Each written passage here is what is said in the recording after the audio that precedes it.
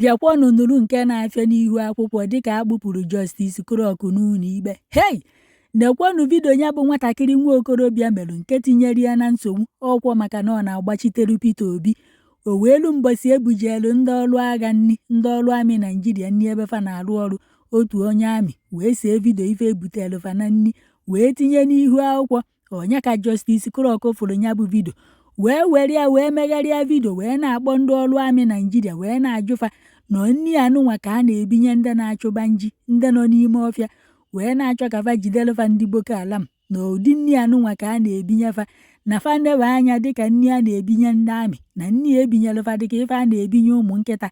Ọkwa vidio ka o mechara ndị ọrụ amị nke Naijiria wee jekpụrụ ya wee tinye n'ime ụlọ nga nke bụ na-anọkọta na-achọ ya bụ nwatakịrị nwa okorobịa achọ afụghị ya a na-asị na ofuru efu na ọ pụrụ bụrụ maka na ọ na-agbachitelu Peter Obi na ọ bụkwanụ fansi Peter Obi ji wee fu. Ndị mmadụ wee sị na last vidio o mere bifo afụdebie n'ihu akwụkwọ bụ ebe o merụ maka nni a na-ebinye ndị amị na-achụ Boko Haram. Ụna amakwa na ndị ọrụ amị Naijiria pụtaghị n'ihu akwụkwọ kwuo na ọfa nwagbuje nwatakịrị nwa okorobịa until na-afụ moto nwatakịrị nwa okorobịa n'ọfịs ndị ọrụ amị Naijiria n'ọfịs fa ka afụrụ moto ya. Mgbe a ka ebido wezi wee sịba na ndị amị gbujie ndị amị na-achọpụta na-amatago n'ọfa nwa gbujie wee pụtazie n'ihu akwụkwọ fa na ndị uwe ojii si n'ọfa nwa jekpụrụ ya. Ụna na-anụkwa akụkọ nya ka akpụpụrụ ya ụlọ ikpe tata nke bụzi na ndị mmadụ na-eche na ya hapụ ya. Ọnya ka eruoru n'ụlọ ikpe ndị jọji chaja mbelu juru ụlọ ikpe wee koghericha.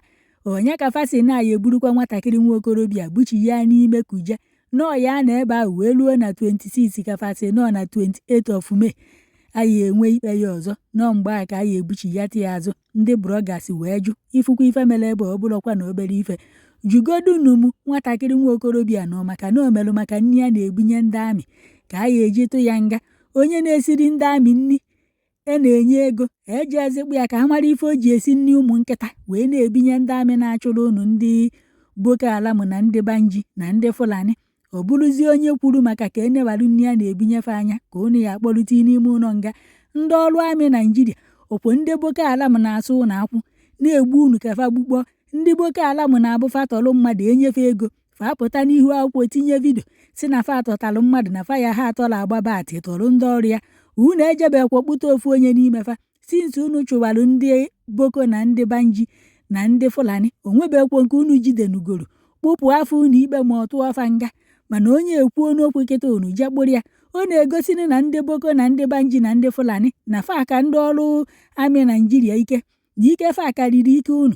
Fa na-apụta n'ihu akwụkwọ na-eme vidio ụtụtụ ifie n'abalị ofu onye n'ime fa unu akpụtanubeghị unu egbunughọ unu atụnughọ nga. Ọ bụrụzie nwatakịrị nwa okorobịa Chineke ya akpọ unu ọkụ ka hapụ unu ka unu nene ka ndị bloggers si wee nusofa n'ụlọ ikpe ebe ejere unu ikpe. Ọ bụrụkwa obere ife fa hapụ ọkụ ya ndị ekwensu.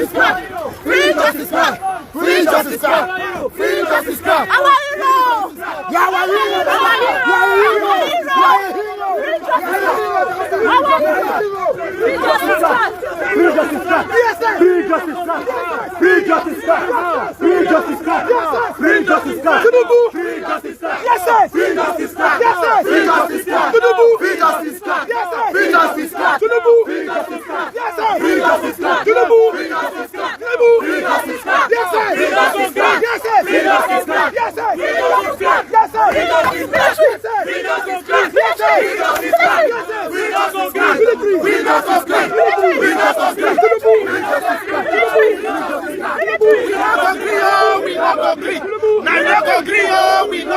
agree. Tinubu, free justice crack.